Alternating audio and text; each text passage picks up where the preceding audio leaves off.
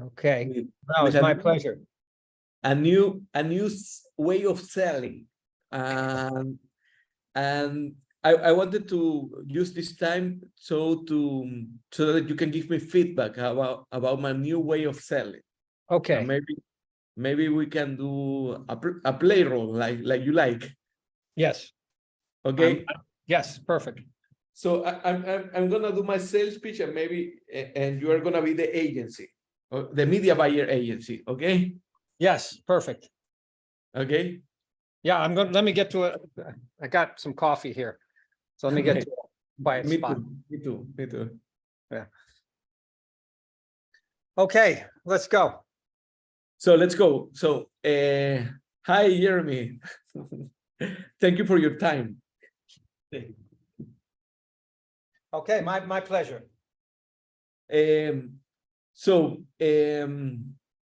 First, Jeremy, I want to tell you that I don't want to sell you anything. What I really want from you is to hear a feedback. Yeah. Okay, You're an online media buyer, right? I didn't understand. Say that again. You are an online media buyer. You Yes, buy yes, yes. Okay, I got my role. Yeah, you're an online media buyer. Yeah? Okay. Do you know that how painful it is to work with influencers? Yeah, yeah. Yeah, it happened to me the same, and honestly, I don't understand how painful it is to deal with influencer, because you have to negotiate one per one every agreement on the media, when you have to negotiate when they need to publish the campaign, and you have to you have to pay them separately. You have to deal with 10 invoices and always ask it. It's very painful to work with them. They are like divas. Yeah. It happened to me that I had the same painful experience, and that's why I created Publifier, a tool that help us media buyers to manage our influencer marketing campaigns based on a pay-per-click or pay-per-impression model. And right now, I am developing this new product, and I really would like to hear your feedback about it.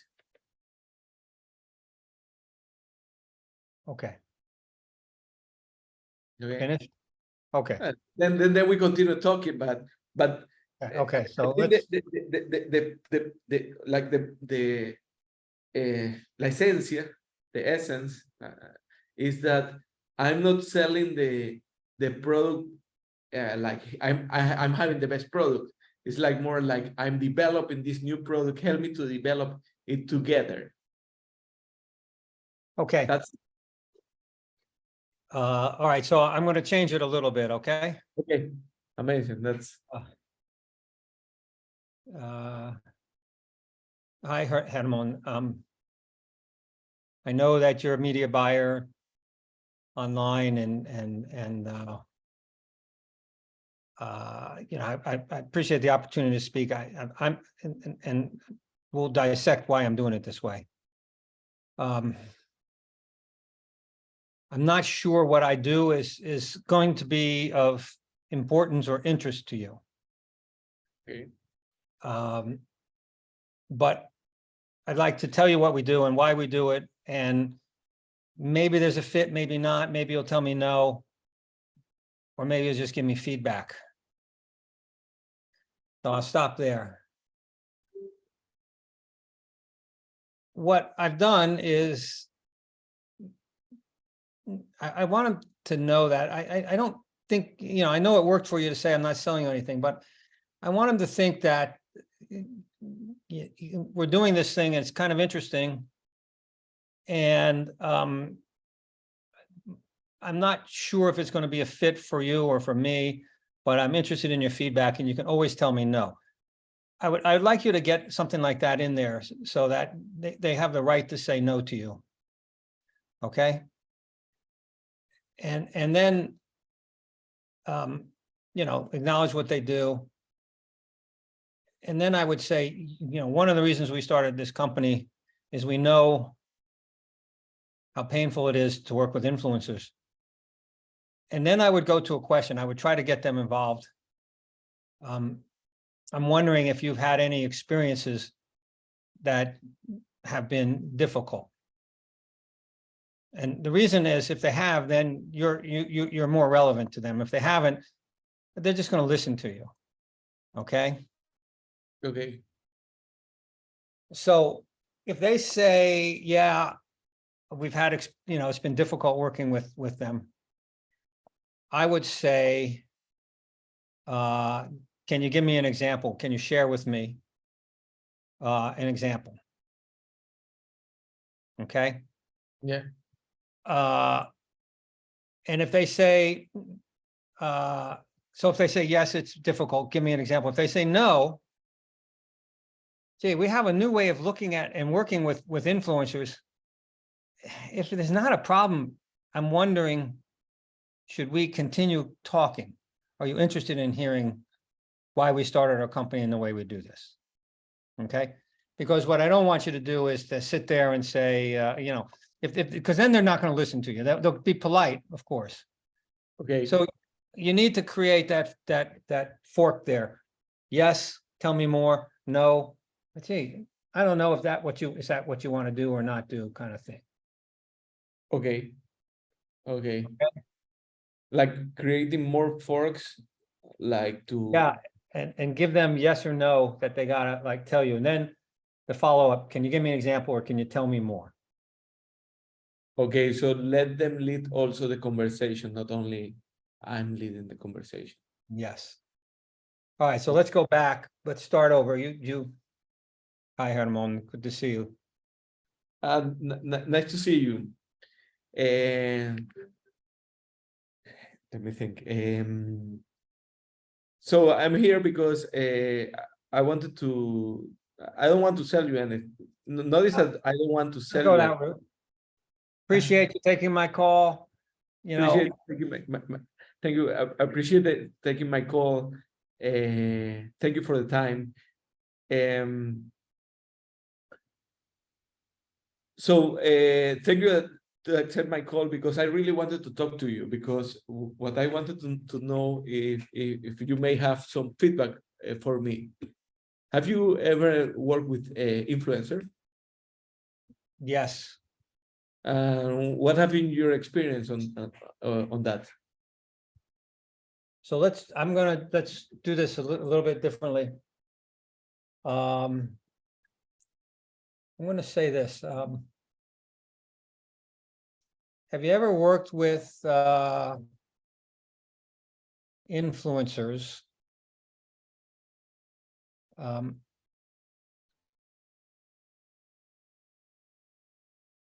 Guardiva.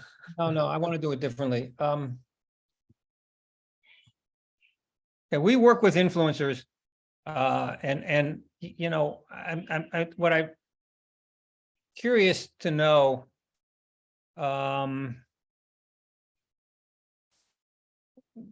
what's it like working with them? I want to get them talking, because the way you set me up was, have you ever worked with influencers?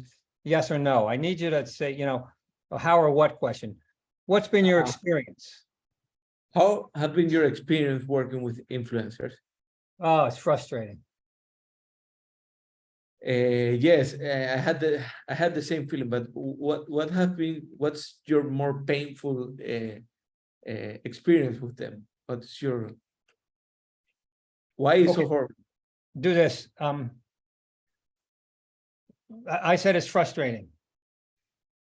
I want you to just keep it really simple. Acknowledge. That's interesting. Can you tell me more? Okay, como que that's interesting. Should I also involve myself? Like that's interesting. Tell me more. It's interesting. Thank you. Tell me more. That's interesting. Tell me more. Okay. Well, they're hard to reach and they don't really listen much.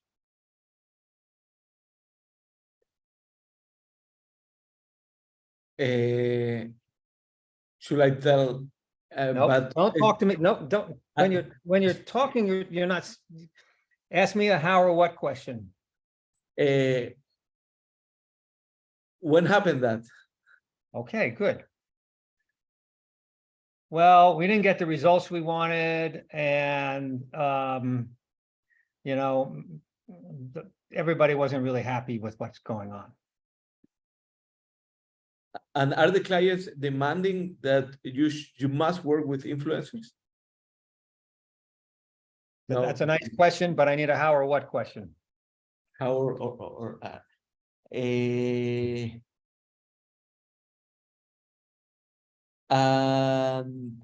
when was the most recent? Tell me more. Well, you already asked me that. I told you more. There's a question for you. How long has been the? How long and how long has been are you having this issue? Oh, been a year. And are you measuring them? How or what question? How are you measuring them? There you go. Okay, I don't know the answer to that. Okay, because how they see, if you say, are you measuring them? I'm going to say yes or no, and that's not helpful. How are you measuring them? I have to give you a more detailed answer. Okay, so first I should get more like answers, or they should be talking more than me. Of course. The rule is 70-30. They talk 70%, you talk 30%. Okay, the rule is 70-30. They talk 70%, I talk 30%. Okay. That's gonna be hard for me because I like to talk, but it's good to know the best practice. What have you done to fix the problem? That's a good one.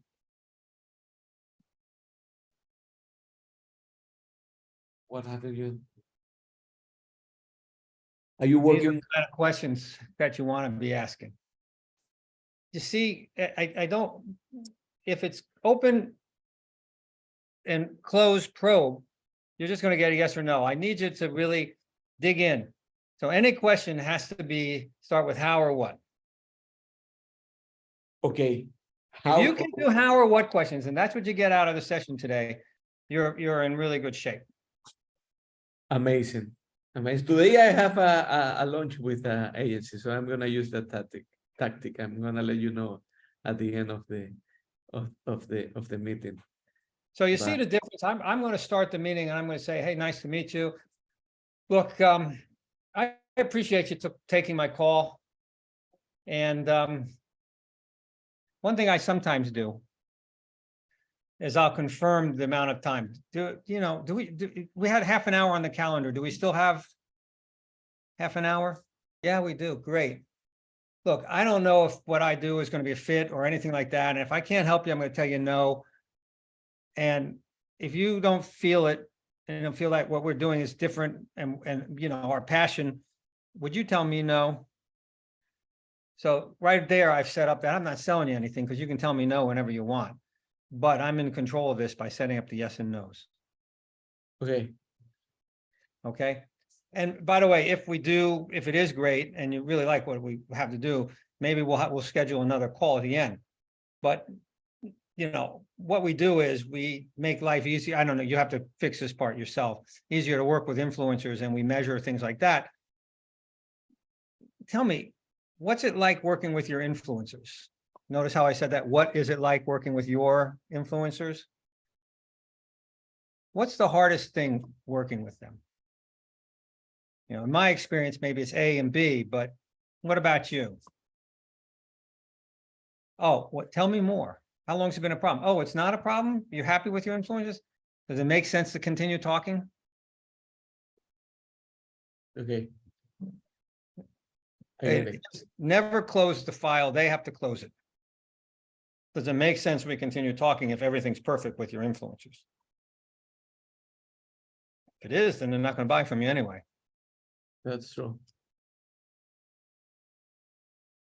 With that technique, Jeremy, sorry, would that technique also work like you're let's say at a person-to-person meeting or a cold call, but would it Every would time.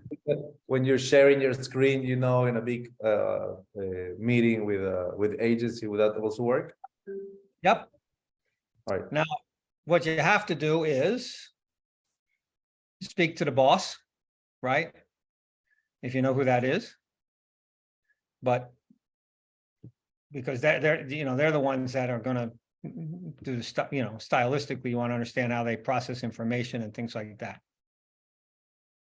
So yes, I use it every time, establish it if it's what I'm really is setting the rules and upfront the rules of the call. My call, I set the rules. Right? The rules are, we have the right to tell each other no. But if you're really excited and yes, well, the next step is this, but we're not there yet. Let's talk a little bit more about what we do, why we do it. And let me see, I don't even know if there's an issue I can solve yet.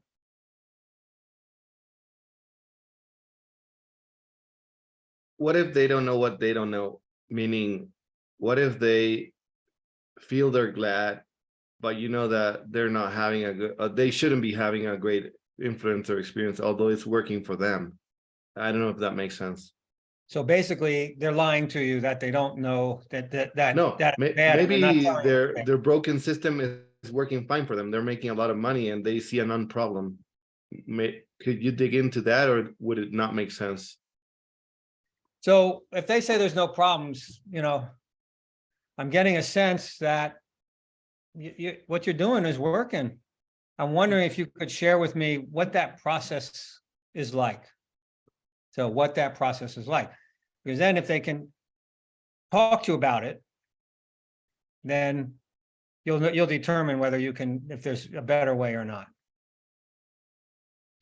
Sometimes I'll do something like this. Wow, it sounds like it's really good for you.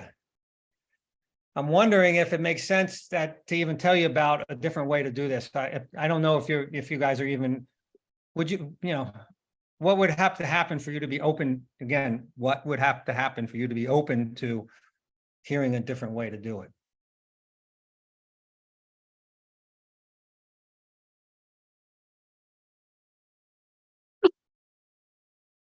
Okay, I get it. I get it. I get it. Okay. And when do I start asking the yes and no answers? Not till you're ready to close them. Only at the end. Well, at the end, here at the end of the first meeting, I might say, well, we talked about a lot of things. Yeah. The next step, what's the next step? What's the second meeting like typically? Typically, after the first meeting, they should be like testing, giving us test budgets. Like that's like I don't know, like text, yeah, like okay, we're gonna do a test. Like the aim of the first goal, the aim of the first meeting is that they give us a test budget of $2,000, and then So- we build up the relationship, and they give us more budgets. Okay, so, look, you can tell me no, I can tell you no. At the end of this meeting, if you're excited and I'm excited and we think there's maybe an opportunity to talk, typically what happens next is we set up a test meeting. We have another meeting where we do a test. We're not there yet. Nothing like that has happened yet. We don't even know if we're a fit, okay? Then at the end of the meeting, I'm going to say, well, what do you think? I mean, does it make sense that we set up the next step, which is a test? That's a yes, no. Oh, yes, great. Well, what's that process like to set up that test? What do you have to do to get it done? Okay. Who else might be involved in the decision? In the decision, normally the media buyer. If they're the decision. He had the client, like he's gonna talk to the client and he's gonna give us test budgets.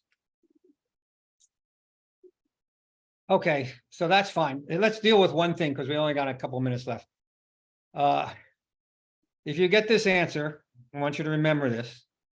Hey, Herman, it sounds interesting, but I need to think it over. How do you respond to that? Okay. Oh, come on. At Alberto, least give me a how or a what question. how come? Okay, good. I don't like, that's a little aggressive, but look, I'm going to give you an answer that it'll be hard for you to do, but you've got to be brave about it. Oh, I appreciate that, thinking it over. You know, Herman, I appreciate that, and I don't know what that means to you, but when I hear think it over, what it typically means, it's the polite way of saying no. Is that the case here? Okay. So you see what I did there? Because think it over is just, it's a no. Because the only one thinking it over is you, not them.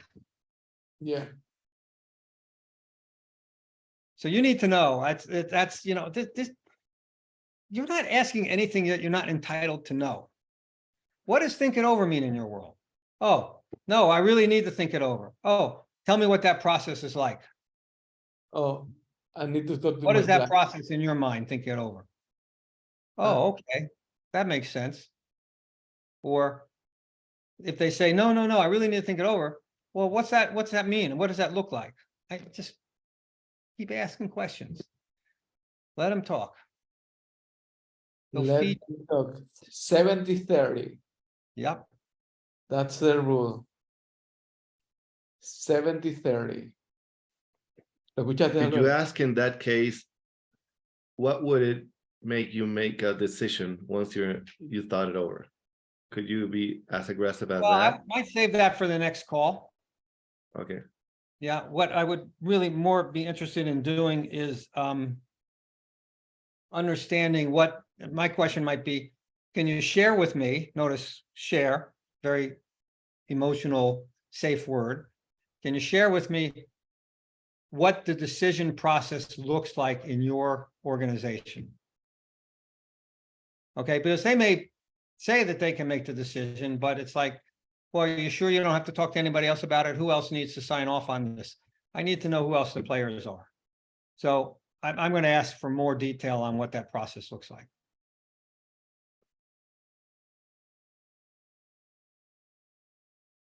I think our time is up. Leo, I need 5 minutes to call somebody back. Can you put me on hold? And Herman, let me know how your call goes. Ask questions, how and what. Don't let them get away with easy answers. Thank you, Thank you very Jeremy. much. I give Okay, you good luck, feedback. guys. Leo, I'll be right back. As you know, Stephanie, you can make, I mean, this time time. slot is so that you can make the best of it. Perfect. Hi, Jeremy. How are you? Good, thanks. Awesome. Thank you so much for your time again. This time I wanted to ask you, well, let me start by giving you some context. So basically what we do is we are connecting companies that do online sales with publishers. And the model we've been having so far is affiliate model, basically, so commission based. So publishers make money whenever they generate sales for an online seller. And part of what we're doing now is launching our own product recommendation site. And so we will become a publisher ourselves on top of like helping publishers monetize through affiliate marketing. So one of the things that we want to achieve is we want to start charging companies not just an affiliate fee or an affiliate commission, but also flat fees for giving them coverage either through our publication or through our partners' publications, charging them like a flat fee to give them a specific number of coverage, let's say, in a specific period of time. So like within the next 3 months, we'll write about you 10 times or your products 10 times, and we want to start charging a flat fee for that. And this is an idea that we have had for a while, but we haven't really been implementing because we have no idea where to start in terms of like pricing and even like how to offer this, because it's like the affiliate model is very new in LATAM. So yeah, that's what I wanted to put on the table and see if you have any advice for us as to how to even start with this model. Okay, so let me summarize what I heard to make sure I have everything that I understand it. Okay.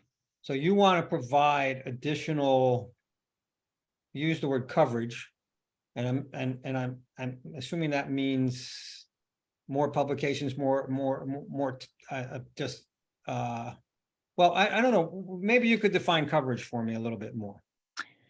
Yeah, so just having the specific online seller or brand have a presence in the publication. So right now, if you're an online seller, you have zero control over what publications are going to write about you and how often they're going to write about you.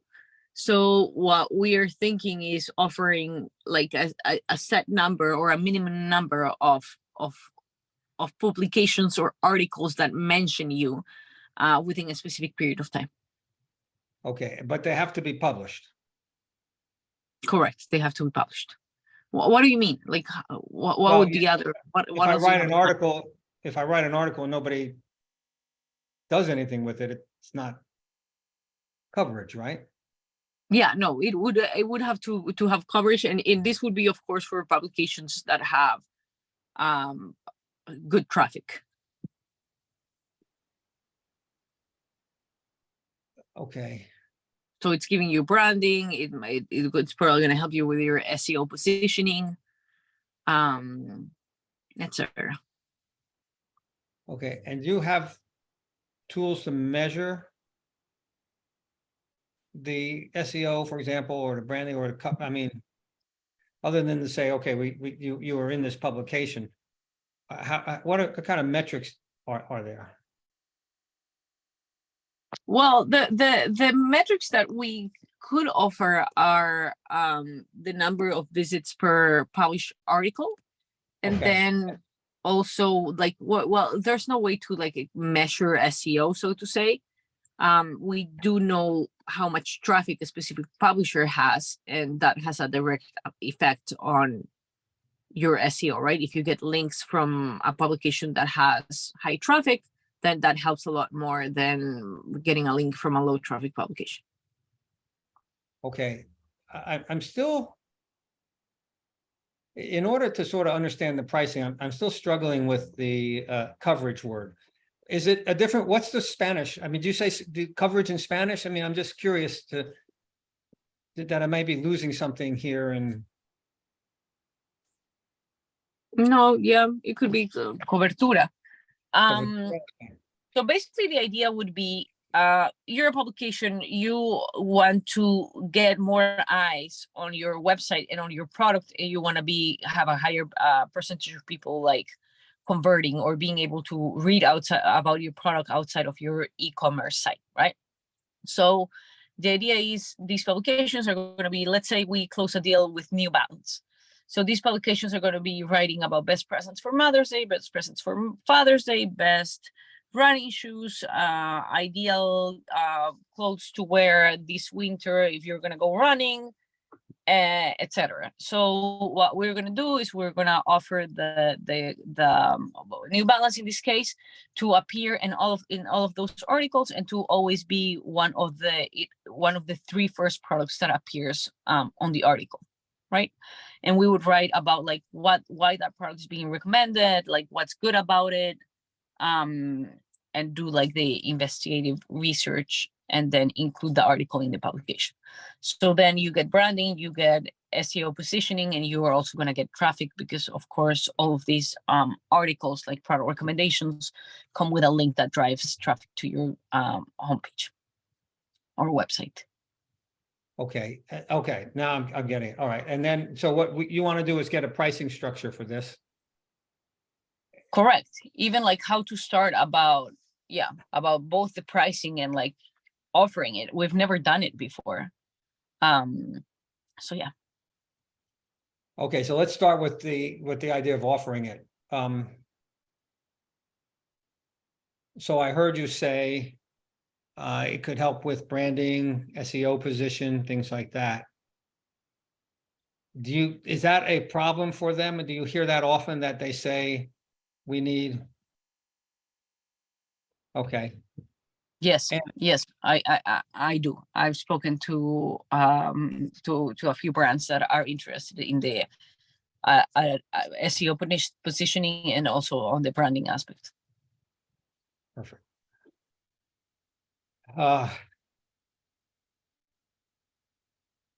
Okay, so what is what's their pain? Why do they need to do this? That's what I'm really trying to figure out, because that's what we have to address. What do they need? Why do they need this extra coverage, so to speak? I'm thinking of a few things. I think one, because it drives more traffic to their sites. It has the potential of driving more traffic to their sites and potential buyers. Two, because we're working with publications that have high traffic and also have authority. So therefore, if your product gets recommended there, then the potential customer is more likely to like complete a purchase or start trusting your brand if they read about you. And also because right now the channels that they have to run digital marketing are very limited, right? So it's mostly just Google and Facebook, and that's about it. And those channels are somewhat saturated. So this is like another way to get potential customers and potential customers of a publication that will align with whatever you sell, heading to your website. Got it. Okay. Okay. So in any discussion, I would be asking them, well, I'll save pricing for the end, because my concerns are that if you don't get the number of publications you don't deliver, then if you have a flat fee, that could cause you some problems. But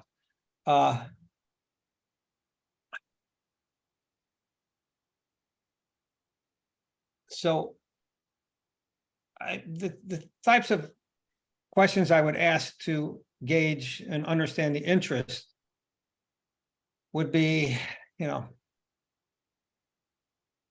how do you feel about exploring other avenues to drive traffic to your website? What kinds of things have you done in the past beyond the saturated opportunities that, the typical saturated opportunities like Google and Facebook and so forth? What are the kinds of things you're doing? How important is that to you? And I need to know, I'd want to know, and again, I don't totally understand your product, but I'd want to know also, and I'd be asking, I'm just curious, how is success measured in, you may know this, but how is success measured? If you could change one thing, what would you change to measure success? What I'm really trying to get at is, do they need this and how much more do they need it? And if you could change more, what would that mean for you and your company? So then I can gauge whether they're open to the idea of alternative, what you're offering, the alternative branding or coverage. Does that make sense? Am I making sense to you? Actually, can you go a little deeper so I can understand better? I think I know where you're going, but not 100% So sure. what I need to know is the individual I'm talking to, how important is it for them to get past what they're doing now? Okay. Doing now is just Google Ads and some SEO. How's that working for you? What if there were some other ways to get you more to drive, not, you know, I don't want to say it's non-traditional, but what if we had a product that could drive additional clicks or interest in your website? How important is that to you? Have you done this in the past? See, for me, I need to know if the idea of more coverage is important. And so that's the direction I would be asking. So, well, that's interesting. So what I'm hearing you say is that if you could get more exposure, you'd be interested in hearing about that. Well, you know, I have an interesting idea, an interesting product where we can, you know, it's non-traditional, but we can drive more traffic. How do you feel about more? Okay, I understand. Yeah, because okay, yeah, and what I guess something different here from what the typical, like just going to a publication and buying space is we would be creating content, or like the publications would be creating content that is designed to help the reader find information that they want, right? So the article wouldn't be exactly about New Balance. It would be like about, as I mentioned, best presents for Mother's Day or best running shoes or things like that. So that's something that we also need to like discuss with the publishers, because they do have like flat fees that they charge to brands where you can go and buy an article that talks specifically about your brand, right? But in this case, we would be working with them to produce content that actually it's not about the brands, it's about like information that the reader would want. But then there's potential to start charging some of the brands there to get the additional space. So that's the other side of the coin. I don't know if you do you understand what I'm saying or where I'm coming from? So I'm going to go back to, hold on a second. Hold on. That's it must be something important. So, you know, we just did this with Herman. What I'd really like you to think about as you bring up a new product or service like this is questions you would ask. So you gave me a good explanation of what you're doing, but what I really like you to do is in you know, maybe a little role play here.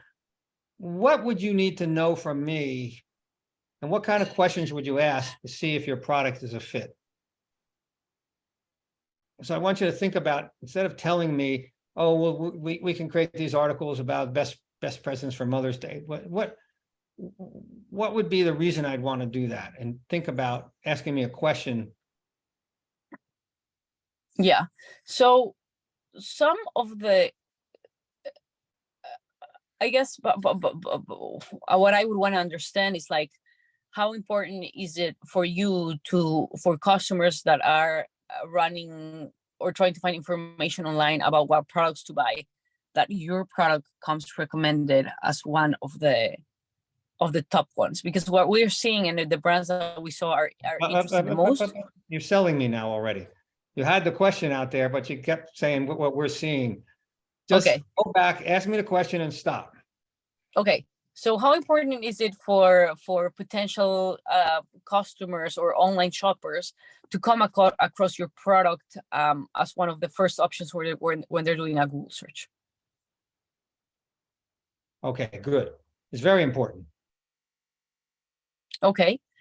How would you feel about that, about people finding your product not necessarily on your own website, but on a newspaper or magazine that writes about someone about sports? Oh, that'd be nice. Okay. I'll go back. Okay, you asked me a good question, the first one. And I said, yeah, it's important. What I really want you to then get into is, well, what have you done what have you tried to do in the past? How big a problem is it? Okay. Those are the things that we need to know before we can, because if I can build up that information that it's a big problem, it's a bigger problem, I can charge more, right? So, Correct. well, what have you tried to do in the past? You know, well, how did that work? Yeah. You know, how big a problem is it? What kind of pressure do you have to fix this problem? Okay. Yeah. We saw, for example, a few companies that were doing blogging and then stopped. So that could be like, how important is this? Probably like important. We did the blogging and then why did you stop?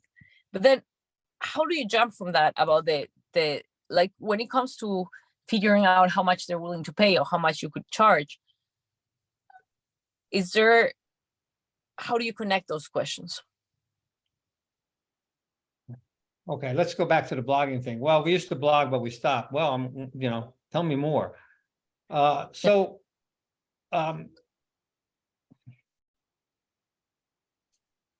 don't know enough of what you do to understand totally the metrics, right? But my questions would be around,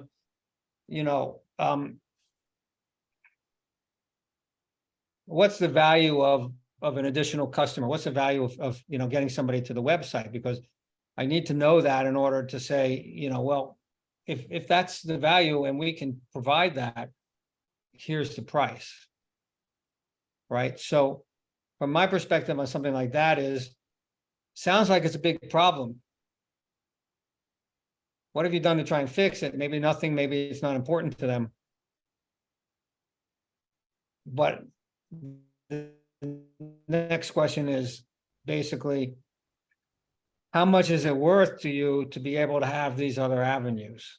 Well, it's worth X amount in terms of, the metrics. I might say, typically what we see these are the metrics. What's it worth to you what's the average cost? How much does it cost you to add a customer, whatever those numbers are? And that's how I'm going to begin to understand the pricing of it. So if the average cost to get a customer is $5, how much is it worth? Now, I don't know how much work you have to do, right? Yeah, okay, that's interesting. So you would start asking, for example, like what I would do is like, I know that my publication drives, let's say 50K visitors a month. And that if I publish an article not for them, but like that includes them, then that's probably going to get, let's say 10K visits. So I could say like, how much are you paying per impression on like Facebook or Google? And how much are you paying per click on Facebook or Google? Right. And then based on that. You're going to have to do some research on that, but based on that, and everybody's going to be different, but based on that, it's going to give me an idea of, okay, we have 50,000, typical articles. So that's a lot of eyes on it. And this is the flat fee for that. Okay. Or if, you're going to have to determine how many you can, but based upon what you're saying, okay, we can get you published in, 5 different locations and the average is going to be this. So, the cost is somewhere between, I don't know, $10,000 and $15,000, something like that. Mm-hmm. Yeah. Okay. But then that to makes me, sense. like, what's the cost of not getting these extra looks? Fine. So how important it is to be in more places. I need to continue to ask that. I'm not sure I can price it yet until I get a sense of what it's costing them not to do this. And on a personal level, like, well, if you don't do this, what's it mean to you? How's that going to make you feel? I like that. Okay. That's interesting. It also might mean that we might. So based on what you're saying, do you see this as an offering that might have different pricing for different clients? Yeah. Because the value they assign might be different. Right. And that therein lies the reason why you need to have sort of these questions answered, because if somebody pays $5 for a look and somebody pays $10, that's going to impact what you can charge. And again, I don't know how much work it costs you to do that. And that's something you'd have to think of. I don't, there's a lot of, if you have somebody working on it and paying them and things like that, you've got to make sure you're getting your margin and things like that. But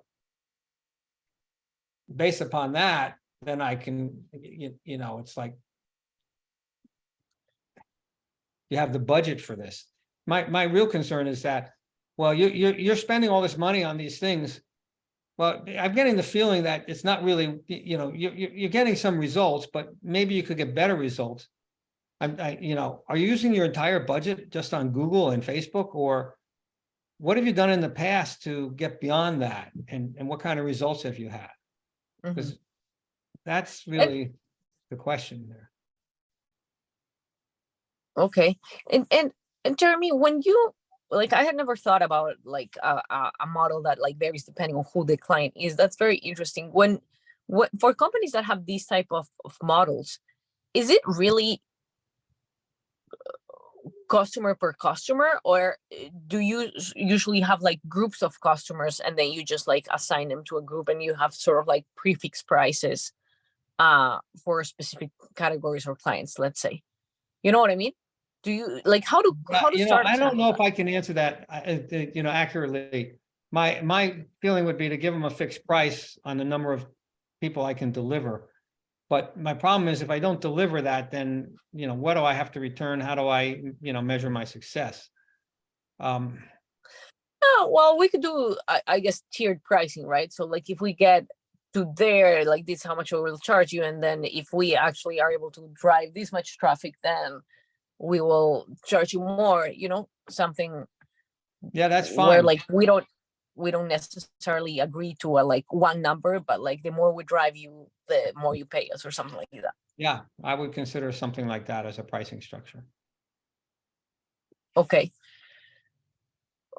So then for these like meetings that we were having with them where we're like answering all these questions, what's like the final, how do you go about talking to these people? So you have a meeting, you're asking all these questions, but it would probably be weird, like by the end of the meeting, to start talking about pricing and things like that, right?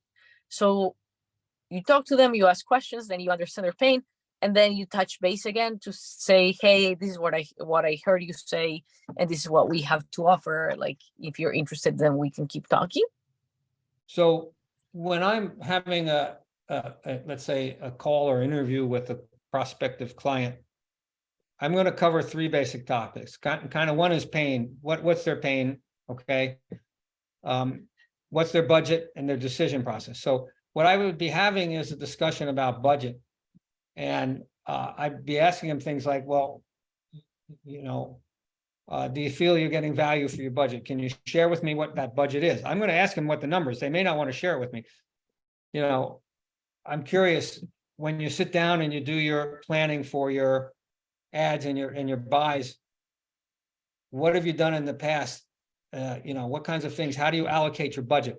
I have to have that budget discussion, because then I can say, well, it seems like a certain percentage of your budget goes to this and this, or 100% of my budget goes to this. Well, what would it take to get you to change?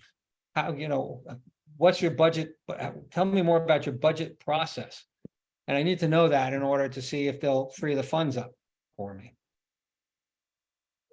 Yeah, I understand. So I have to ask them, what's your budget? Now, they may not say, I can't tell you that, I don't know. Well, I'm just curious if something new and interesting and all your budget goes to traditional buys or traditional SEO, it doesn't make sense for us even to continue talking. Or if this was really interesting to you, how would you find the budget to do more or to expand? Okay. Yeah. And then what's So the third part that you mentioned? The decision process. Who's the decision maker? Like, are you the person? Yeah, are you the decision maker? No. Well, what's your decision process? Who else has to be involved? What does that look like? Okay. Yeah, I understand. That makes sense. Okay. Okay. Thank you Good so to much, see you. Leo, Jeremy. need 2 minutes, but I'll see you guys. Noted. Okay. Yep. I'll see you. Bye. Thank you. So, Stephanie. Bye. Yes, Stephanie. Ciao, Gaby.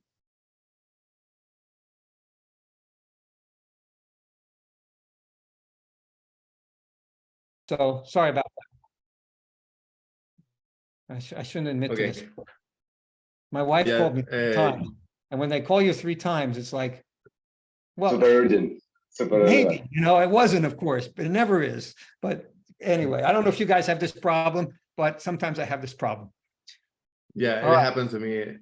And people, for some reason, even considering that there's WhatsApp and other things, they call right away, where they could actually send a message which you can read and assess the level of urgency.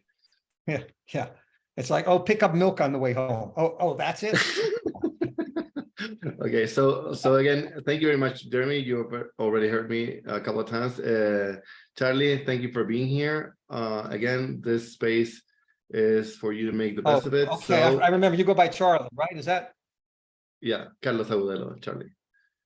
Charlie, yeah.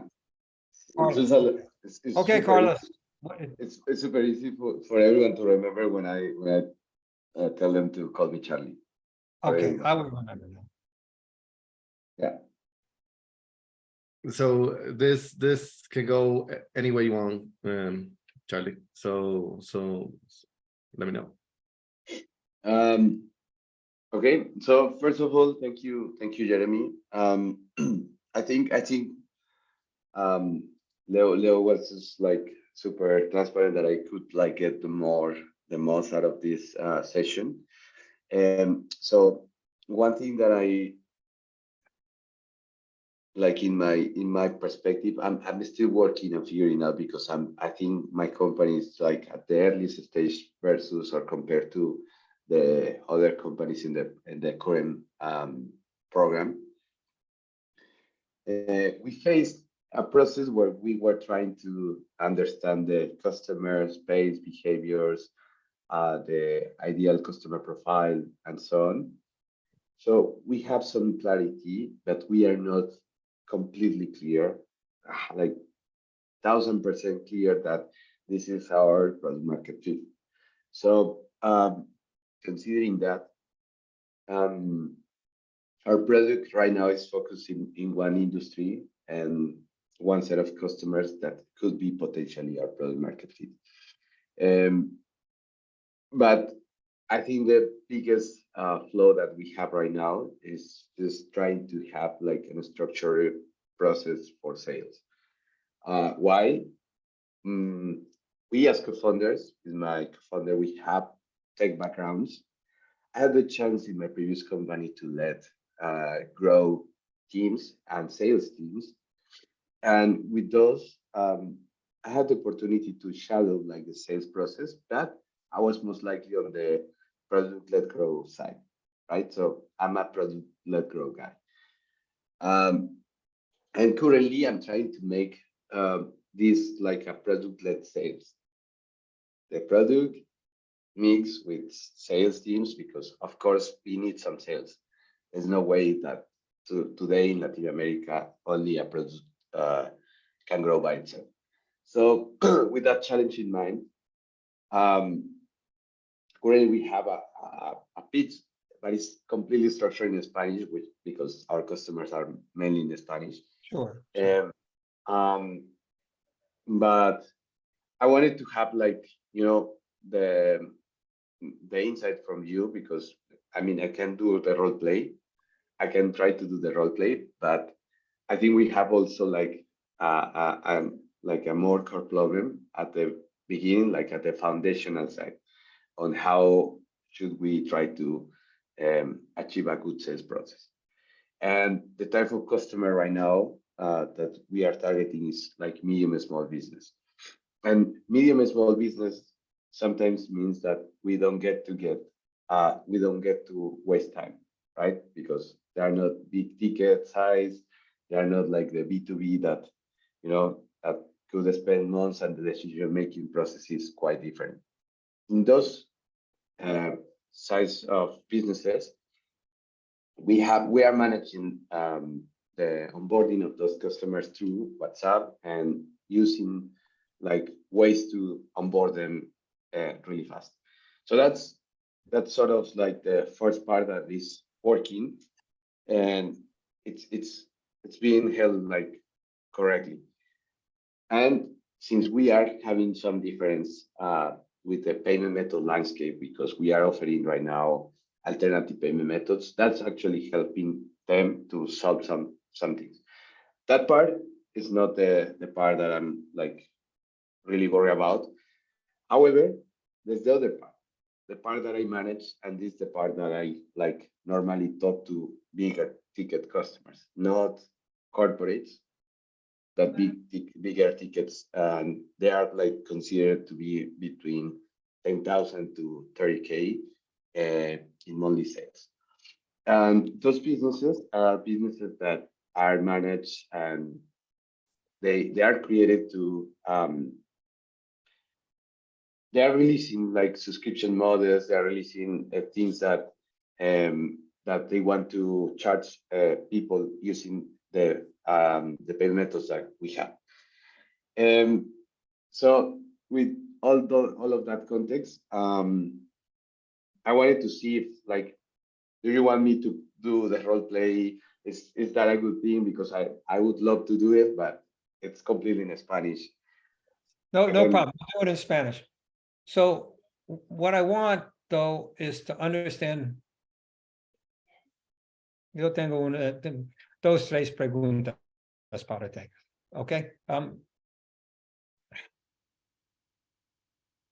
going to summarize in English. The target is companies that can pay $10,000 to $30,000 per month for your services. No. Per year, per annual. That's like GMV for them. It's like they process that amount of money, and we charge. Okay, I understand. Got it. You get a percentage of that. Okay. Leo, see? Yes. Yeah, I just want to try to help as much as I can. Jeremy, do you know what they do? Do you know what Wava does? Well, no, that's what I was going to get to next. Okay, so Wava is an extension that many of the retailers have their online commerce version of their sites, and they expect to sell online, but they don't really do it well. Most of them usually set up a basic Shopify experience where the checkout experience is not the best experience, right? So the only alternative that they have is doing two things. First of all, making their clients answer lots of questions once and again every time they want to sell. And the second thing is that they can only do it with their debit and credit cards. Whereas Wava allows them to have a more seamless experience. It's like they're embedded in the Shopify, but they provide a better experience. And they let you use your digital wallets and other means to pay, making it a easier way to pay. That's their currently value proposition. They're currently operating in Colombia. They have 70 pilots. They're not charging a monthly fee. They're only charging, you would say, a percentage of the result of whatever is transacted through the platform, which is not much today. They have 30 pilots going on, but they're in the very early stage, understanding what their clients are willing to pay for what their service currently is. I would go beyond saying that they're not absolutely clear on what is their highest paying customer, because they have not been able yet to get feedback on the user end on how better of a checkout experience this is. Charlie, let me know if I'm wrong in anything. I just want to, Jeremy, understand that currently you're at that value discovery phase, and you're still figuring out who your ideal customer is, because you don't have a clear idea who there is. You had this first hypothesis that it would be small, medium business. Yet again, that's too broad of a concept, and you're still figuring it out. And what you're currently trying to do is understanding that for you to add value to a client, they have to at least have 100 transactions a month, so that you can actually assess the value that you're giving them. is that right? I mean, Charlie, could you please make sure that, is that right, or where you're at right now figuring this out?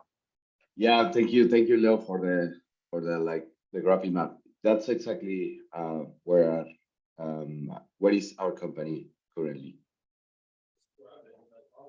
Okay, so I got it. Thank you, Leo. Excellent. Okay. So before we do the role play, I need to know what is the pain that they have? Okay, And so the main pain that we are solving is like the sales that are not completed.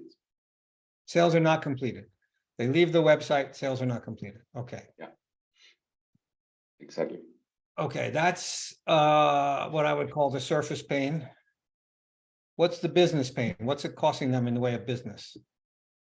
For them is to serve those customers. So one of the reasons people is not completing those sales in Latin America is the way they pay, the payment methods they use. Perfect. Yeah. Okay. And so as the person I'm talking to has the business pain, the surface pain, which is they're leaving the website. The business pain is the way they pay is not very good. How should that person feel? The business, Well, if they have that surface pain, people are leaving the website, the business pain, they're struggling to pay.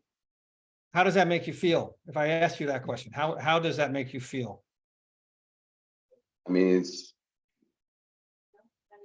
the word I don't know exactly in English. Es como Dime en español.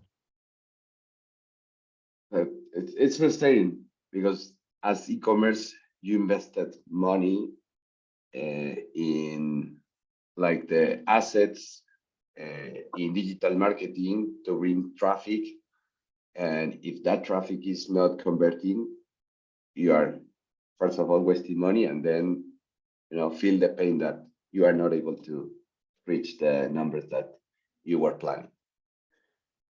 Okay, if I can't reach the numbers, how does that make you feel? Frustrated. Frustrated, Completely frustrated. but like a little frustrated or very frustrated? No, very frustrated. I was in that position myself. Okay, like, So I was managing an e-commerce before Wawa, and as e-commerce manager, I watching $100,000 per month on lost sales, on potential revenue. It's but if you didn't get that 100,000 in potential lost revenues, you wouldn't lose your job or anything. Would you lose your work? Would they fire you? they almost fired me. Yeah. Okay. All right, so I mean, I'm not tech guy, so I figured out, but other people that is not tech guy, is not tech people, they will have a harder time. okay, so here's what we're gonna do. I want you to reverse engineer this. Okay, you get me on the phone. We know these are the problems, right? I want you to ask me a question that starts with what or how, and start off with, hey, it's nice to meet you. We have this interesting service that can help, to check out, retain customers, make sure things close. But I need you to ask me a question about how am I feeling about it? Okay.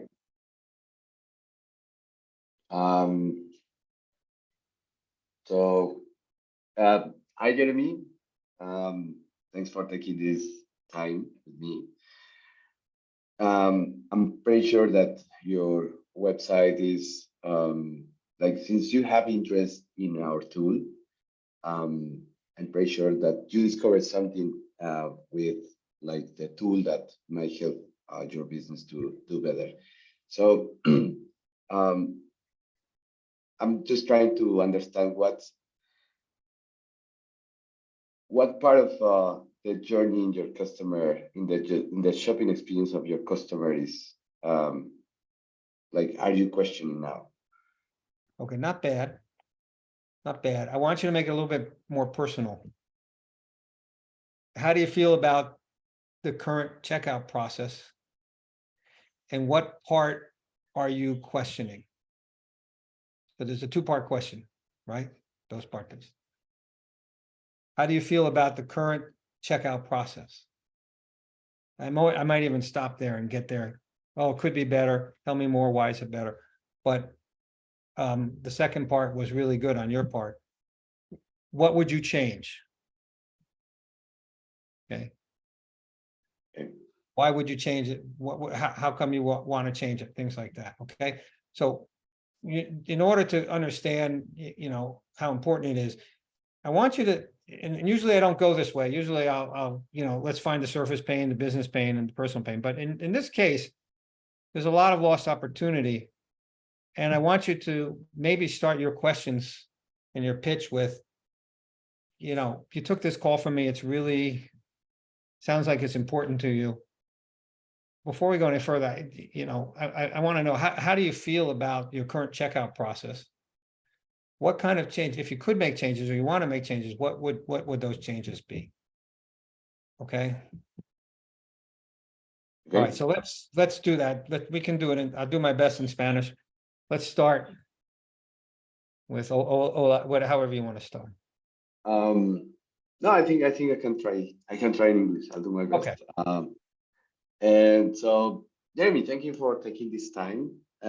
Pretty sure, like, since you have like the interest in exploring Guava, one of the things that I noticed, like, you know, in your website is that you have already some checkout experience already. So I'm keen to understand, or I'm trying to understand right now, how do you see that this process and this checkout process is going for you? Now, I need you to make it more personal. You said, how do you see? How do you feel? Go back. Okay. How How ask- do you, Yeah. how do you feel? How do you feel about your current checkout experience? Okay, I love that. Okay. So notice the difference. How do you see? How do you feel? Feel is, I need you to, it's hard to ask how people feel about things, but you're entitled to. And it's a much more, you'll get a much more emotional answer. So, well, I feel it's not, we could be doing better. And how come, like, how do you think this could be better for you or your Well, business? People, they don't, we're not getting the clicks to, they leave the website. And have you ever had the chance to, you know, talk to some of your potential customers, or, you know, get information or something that you might think that this is like, are there some reasons that you already found? Okay, back up. Okay, you said, have you had the chance? I need you to ask me a how or what question. Okay. Listen to my question. When you've talked to your customers about the experience, what have they told you? See the difference? Yeah. Have you had the chance? Well, not really, no. Because if they haven't talked to their customers, well, why not? You know? If they have, well, what have they told you?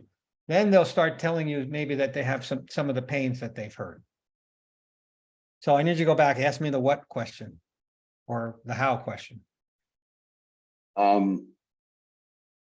So when you talk to your customers, what do they tell you about your checkout experience? Great. They tell me it's difficult and it's frustrating and it takes too long. And what do you think is there like the reason for that statement? It takes too many clicks and I think they just get frustrated and then they leave.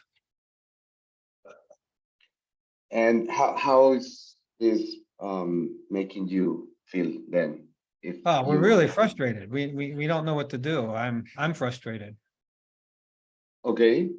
Um, All right, now I need And- you to shift. You're doing really well. This is excellent. Good work. You're thinking carefully about the questions that you want to ask.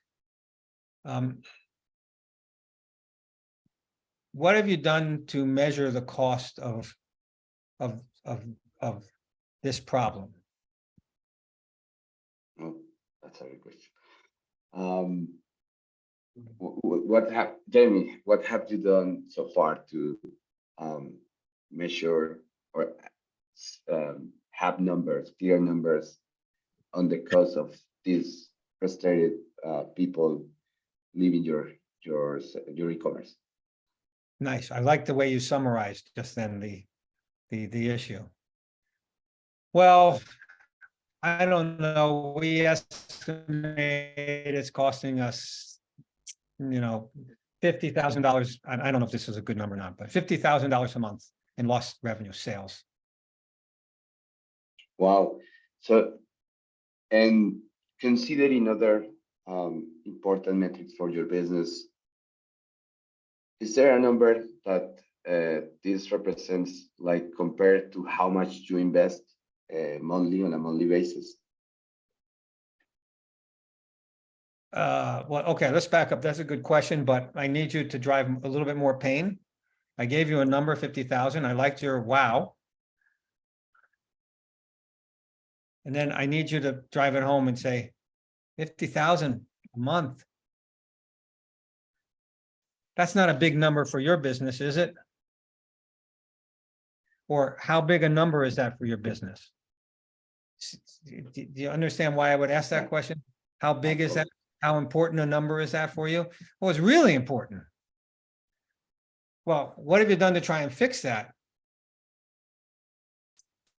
Okay, that was kind of your question. So that's what And that's what I ask in Spanish. It's just like, yeah, but I need you to drive home that, wow, that's not a big, and notice how I did it. I could say, that seems like a big number. No, I won't do that. Say, well, that's not a big number for you, is it?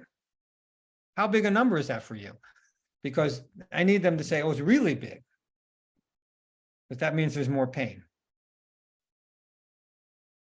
got it. Actually, You've got the idea here. It's small steps to get to where you need to go. Small questions lead to the big answer that they have enough pain that they want to pay you to fix the problem. that's perfectly clear. So, Jeremy, how this 50K per month? No, sorry. The question was supposed to be like how big this is number for your business, right?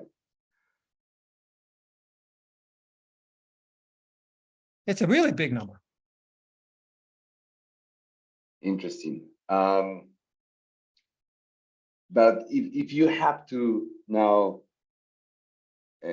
think how much this represents in the future growth of your business, how much that percentage would be? Like how this 50K or how much of this 50K would represent the like your business to go and try it or die? Well, if we can't get more revenue, we can't grow, we can't hire more people, we can't expand. So yeah, it's important to have that revenue. And is this currently hurting your business or yourself, like at your personal finances?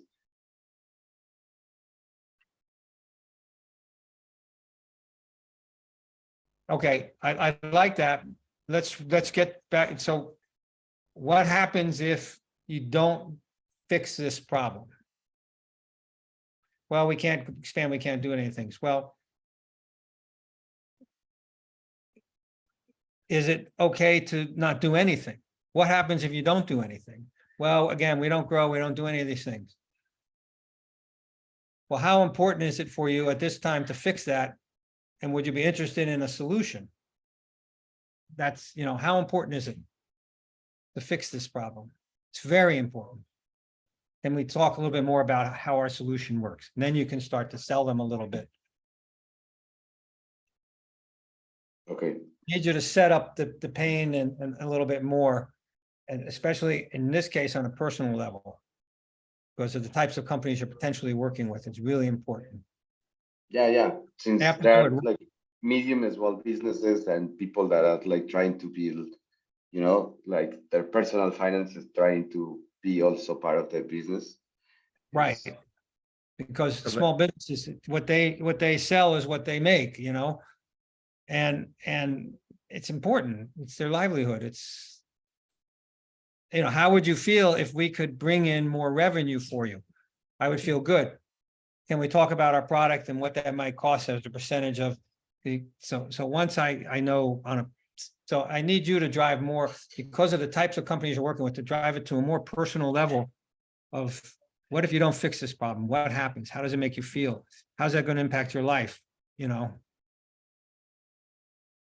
Because then I You, can you write said this. something, Jeremy, that I didn't catch in Carlos' process, which I think is super valuable. I mean, there's a question you missed, Carlos, which is, what have you done to fix this? Because you really want to know what they have done, if they've invested in personal, if they've tried other stuff and why it didn't work for them, why is it still a problem, even though you did this or that? And let me add, it's an important question to ask, because your solution may be something they tried. And if you start selling them, oh, I've heard that before, it didn't work. But if you ask them, what have you done to try and fix it? They'll either tell you this, that, or that, how did it work? Why are we talking? If they did something that fixed it, I don't know. But that's important, because you don't want to sell them something that they've already tried. It's unlikely, but still. Okay, super good. big takeaway from this session. I mean, it's structure. One thing that I still need a lot, structure in the process of like arrive to the bone, to whatever is going to Yeah. go Get to the bone. pain. Yeah, Encontras el dolor. See? exactly. Okay. I mean, this is super valuable. Thank you so much, Jeremy. They're sick. Your job is to heal them. Okay, thank you. You want to stay on for 1 minute, Leo? Yes, please. I Okay. actually wanted to ask that for you. Okay. Okay.